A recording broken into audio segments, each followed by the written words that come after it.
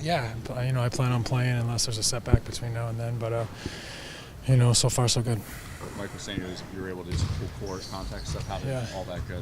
Not bad. It was I think important for me to try a little bit. We didn't go very long, but it wasn't too bad. Have you missed being out there? Absolutely, yeah. I mean, especially this time of year, when all the games are more and more important. That's especially late in your career. That's really an important time and the most fun time. So it's been tough, and that's why I'm doing whatever I can to just try to get back out there as fast as I can. Given the context of the game and the context of your recovery, how much sort of leeway would you expect Mike to give you in terms of the quality of your play and what you're able to do on the floor? Well, I mean, he's got to coach this team to win the game, and if I'm not helping and I'm not capable, he's got to get me out. I mean, bottom line, there's no time to to be sentimental or to give me too long of a leash. If I can't get it done, then I shouldn't be out there. Do you think you'll know pretty quickly how well you'll be able to do it? I think so. I mean, we'll see. I mean, anything's possible. It might go like a breeze, and it might be real difficult from the start. You never know. But I've been working hard to try to put myself in a position to give it a shot, and I think I'm ready to try. It's a little late to the party, Steve. Were you able to go up and down and sprint this morning? A little bit. We went up and down. I would say kind of like 10 trips, and I got through it okay. So it wasn't like playing a quarter or anything, but at least it was a little bit more of a step for me, and it gives me some optimism that I'll be okay to get through the game tomorrow. Yesterday you were able to go 5-on-5 half court. When you woke up this morning, how did you feel? Not bad.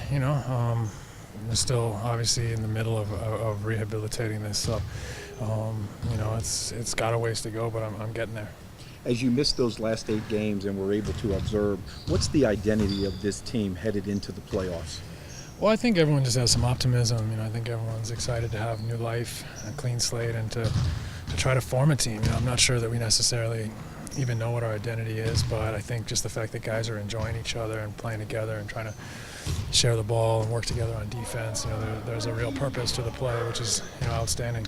Yesterday we talked a lot about Duncan, we talked a lot about Tony Parker. Is there an X factor on this team that you have to prepare for? Well, there's a few. I think, obviously Ginobili on his day is really as good a playmaker as there is in the league. So, if he's in health and we allow him to do what he does, he could, be the type of player that wins a series on his own. So, he's obviously there, but they have so many terrific shooters that can get hot, and they play with such a great mentality that, they're set up for guys to step up on their team.